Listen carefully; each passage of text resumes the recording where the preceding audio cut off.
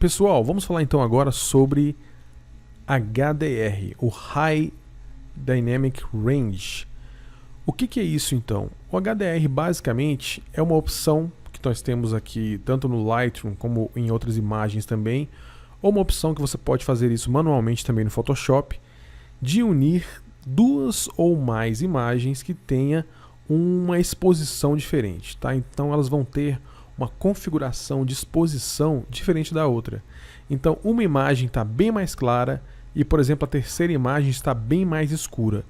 O que ele vai fazer então é unir todas as exposições dessas três imagens diferentes. Então pode ser que numa imagem, por exemplo, assim, aqui na mais escura, nós vamos ter mais detalhes de áreas como, por exemplo, mais escura, por exemplo. Pode ser que por estar mais escura nós vamos ver algumas partes de um modo diferente, algumas partes vão ficar com mais brilho, pelo fato de nem todas as partes estarem tão iluminadas assim. Aí nós temos um destaque oposto, né? Então tem partes mais escuras que ficam destacadas por elas não estarem com exposição muito grande. Quando nós usamos então o High Dynamic Range, ele vai unir essas três partes, né? Muito simples, o que ele faz é uma mesclagem disso. Ele deixa as três partes, as diferentes exposições unidas com os destaques de cada uma delas. Às vezes essa imagem fica muito legal, né, com uma aparência muito interessante, e às vezes estraga. Infelizmente não fica muito bom, não fica muito atrativo e às vezes fica sensacional. Então tenho aqui três imagens com exposições diferentes. Eu peguei as três aqui, então vou clicar com o botão direito e vou aqui em mesclar foto HDR. Então agora ele vai criar a visualização de HDR e nós temos algumas configurações interessantes aqui. O ideal para se fazer esse tipo de imagem é colocar realmente a câmera num tripé e fotografar a mesma paisagem ou o que você queira em exposições diferentes, ou no caso em horários diferentes, né? Ou seja, de manhã, à tarde e à noite, por exemplo, né? Ficaria bem interessante. Então ele criou essa imagem aqui e olha que interessante. Tem muitos detalhes, ficou com uma cor bem diferente mesmo da original. Agora nós temos uma configuração que se chama Deghost. O que é essa intensidade de Deghost aqui?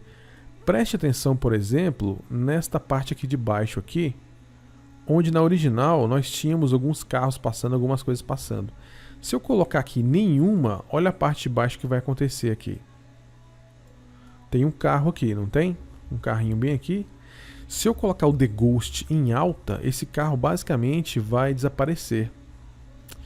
Ele basicamente então vai tirar ou minimizar os movimentos diferentes entre as três imagens, tá? Então usar o Deghost às vezes é interessante porque você vai tirar coisinhas indesejadas em uma das imagens. Então nesse caso ele tirou, né? Então ficou bem interessante aqui. Aqui o alinhamento automático basicamente vai alinhar entre as três imagens, caso for necessário, se você não usou um tripé e nem cuidou do alinhamento certinho. E vai dar um tom automático também. E aqui ele mostra para você as correções do Deghost também, né? Ghost é fantasma, então basicamente ele tira os fantasmas daqui ou suaviza os fantasmas, tá ok? Então tá aí a diferença então das imagens.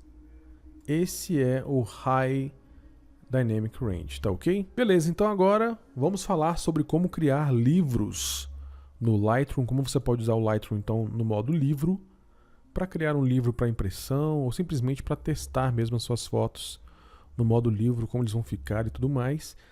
E mais para frente vamos ver sobre impressão de imagens, tá bom? Tchau!